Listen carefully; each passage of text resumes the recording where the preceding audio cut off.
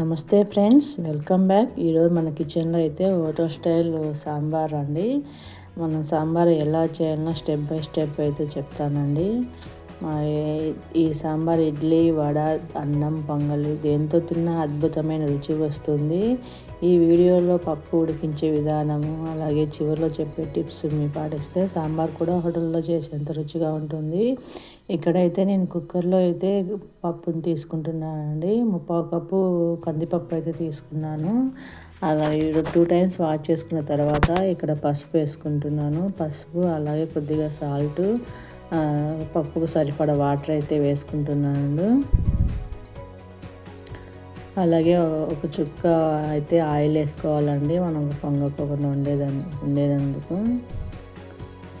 మీరు గిన్నెలో కావాలంటే కూడా నానబెట్టుకొని 30 మినిట్స్ పప్పు నానబెట్టుకొని కూడా చేసుకోవచ్చండి. ఇలా మూత పెట్టుకొని ఒక 3 to 4 విజిల్స్ వచ్చేది వరకు మనం పప్పు ఉడికించుకుంటాము. ఇప్పుడు పప్పు ఉడికిన తర్వాత చూద్దాము. చూడండి, పప్పు అనేది చాలా మెత్తగా అయింది. ఇప్పుడు పప్పును మనం పప్పు గుత్తితో అయినా గరిటె అయినా స్నాప్ చేసుకోవాలండి.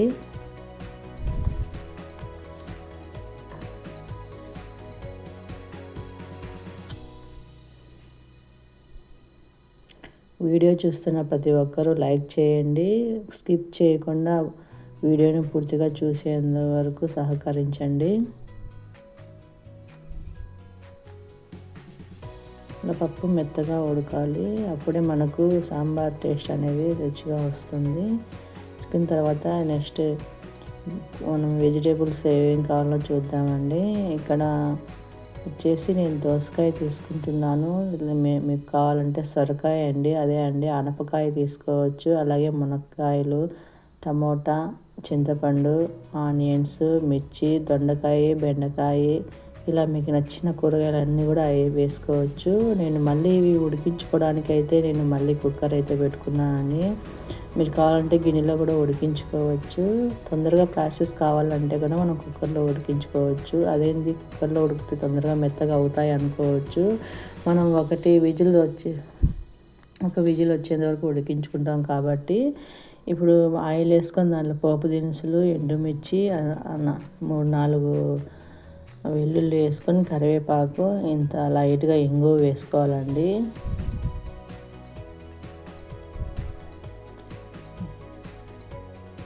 ఇంగువ వేసుకొని మనం ఏవైతే కట్ చేసి పెట్టుకున్నామో వెజిటేబుల్స్ అన్నీ కూడా దీంట్లో వేసేసుకోవాలి.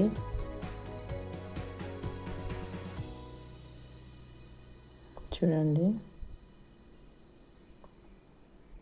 మిర్చి, ఆనియన్స్, టమాటా,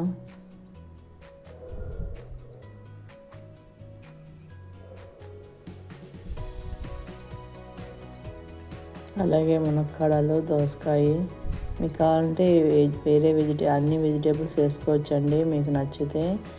ఇక్కడ నేనైతే కొన్ని మాత్రమే వేసుకుంటున్నాను. మీకు దొండకాయ, బెండకాయ, అలాగే క్యారెట్, ఆనపకాయ వేసుకోవచ్చండి.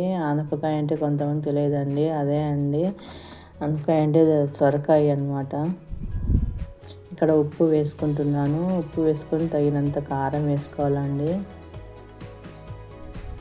కారం మరీ ఎక్కువ వేయకండి, ఎందుకంటే ఆల్రెడీ మనం మిర్చి వేసాం కాబట్టి కొద్దిగా చూసుకొని వేసుకోండి. ఇవి ఒకసారి కలుపుకోవాలి.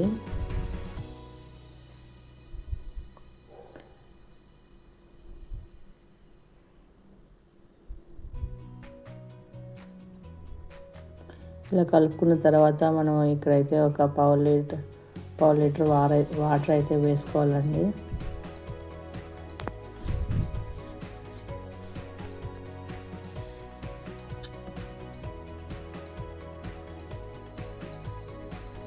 ఇప్పుడు మూత పెట్టి ఉడికించుకుంటామండి. ఒక విజిల్ రావాలి. రెండో విజిల్ వచ్చే ముందు మనం కుక్కర్ ఆఫ్ చేసుకుంటే సరిపోతుందని, మరీ ఓవర్ కుక్ కాకుండా ఉంటుంది.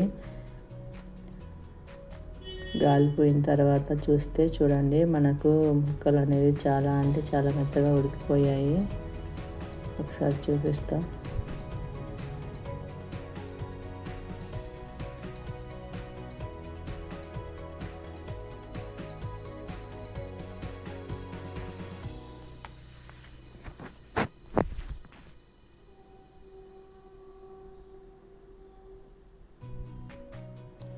ఇప్పుడు మనం ముందుగా పప్పు రుబ్బి పెట్టుకున్న పప్పునైతే దీంట్లో వేసుకోవాలండి.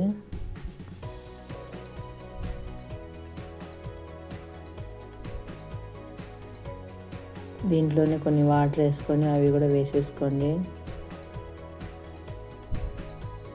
ఇప్పుడు చింతపండు గుజ్జు వేసుకోవాలండి.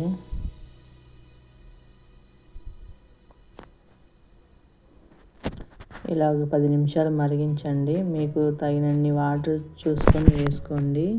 అవసరమైతేనే పోసుకోండి. కావాల్సిన చిక్కదనం వచ్చేలా చూసుకోండి. ఇప్పుడు ఉప్పు, కారము, పులుపు 3 సమానంగా ఉన్నాయో లేదో చెక్ చేసుకోండి. అప్పుడే మనకు సాంబార్ టేస్ట్ అనేది పర్ఫెక్ట్గా కుదిరినట్టు.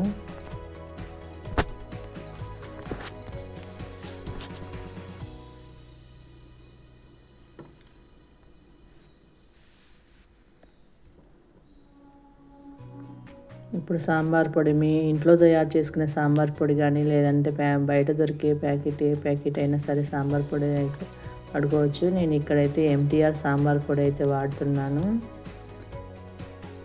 అలా వేసుకొని ఒక 2 పొంగులు వచ్చేంత వరకు ఉడికించుకోండి.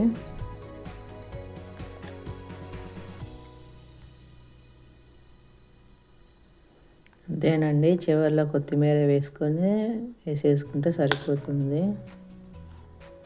ఇలా ఇడ్లీ, వడ, పొంగల్ లేదా అన్నంలోకి సర్వ్ చేస్తే అందరు మళ్ళీ అడుగుతారండి.